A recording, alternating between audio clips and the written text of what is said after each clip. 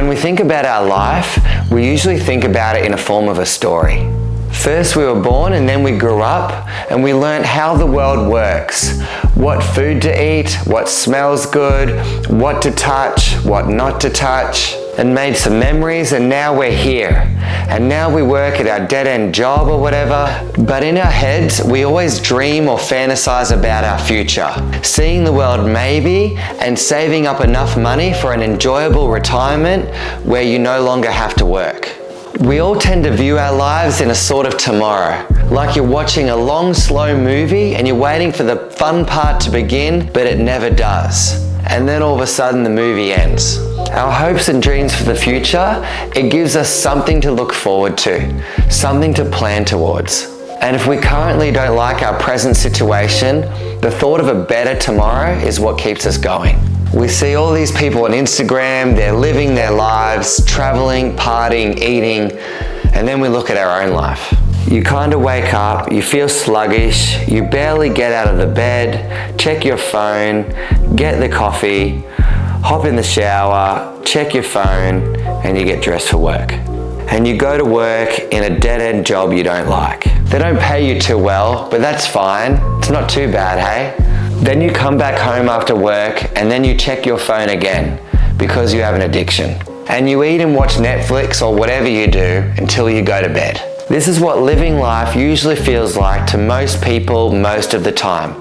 Life in general is usually pretty normal. You're not fighting dragons or saving the princess. You kind of have a routine or a pattern you stick to.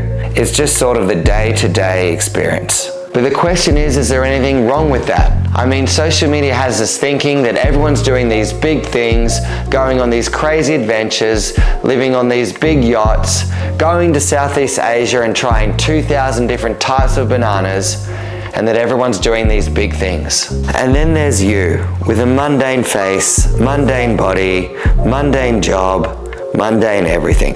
But that's not life, that's social media. And Elon Musk said it himself, that people seem a lot more happier on social media than what they really are. And you already know that, but you still let yourself get tricked by it. So every day you're not jumping off a cliff or swimming in the Bahamas, you think you're wasting your life. You think every day has to be amazing or there's something wrong with us. Like we're wasting our potential and we live in this grand lie that we're telling ourselves. But nobody lives like that. Not Dwayne Johnson, not Elon Musk. Yeah, these guys have done great things, far bigger than us. But most of their daily life, it's just work. Plain boring routine. They wake up and do a bunch of stuff. They don't feel happy all the time, every second of the day. They're usually more frustrated than us. They have to eat, they have to poop, and they're experiencing life exactly the way that you are. Except when Elon Musk is thinking about escaping the day-to-day grind and taking a vacation, instead of the Bahamas, he's thinking about Mars. We sleep 8 hours every night, and that leaves us with 16 hours of life remaining. We experience life one day at a time. You wake up from the pillow, experience stuff, and then lay back down on the pillow again. That's what life is. It's the same cycle over and over again. It can be super depressing or super inspiring, depending on how you look at it. It can be depressing, especially if you don't like those 16 hours. Usually a lot of us are slaves. We do things we don't want to do, we work jobs that we don't really like, we put ourselves in certain social or financial situations that we really don't want to be in. So every single day, day after day, is generally doing something that we don't like doing. Which is why we fantasize about the future so much. We're still waiting to live our real lives. And if this is all there is, then that's obviously super depressing. But there's a silver lining, because changing your life isn't as hard as you think it is.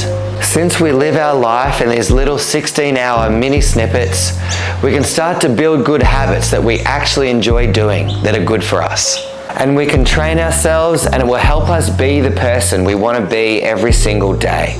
Because a good life is just a series of good days, not necessarily days where everything happened the way we wanted it to. But because we gave life a good shot, we made choices that truly aligned with our values, and we did the little things that made us truly fulfilled. Maybe that's working out a little harder or putting a little extra effort into cooking so you eat something kind of memorable and that you're proud of. Maybe that's developing one positive habit at a time so that the things that keep you grounded and happy and your mood elevated start to become things that you do automatically. Viewing life on a micro scale like this also adds clarity to the little choices that we make throughout the day. If you're constantly fantasizing about being a more fit person, that means going to the gym today, because your life is today. That's all it is. It's just today repeated over and over again, and you can wallow in self-pity and fall into the decay of bad habits, or you can try to improve little by little and progress through life. Because that's all that it is. Change doesn't happen in one big aha moment. You won't be needing to slay any dragons to get some change in your life. It's just about building day by day those tiny good habits and embracing the mundane. That's all that it is.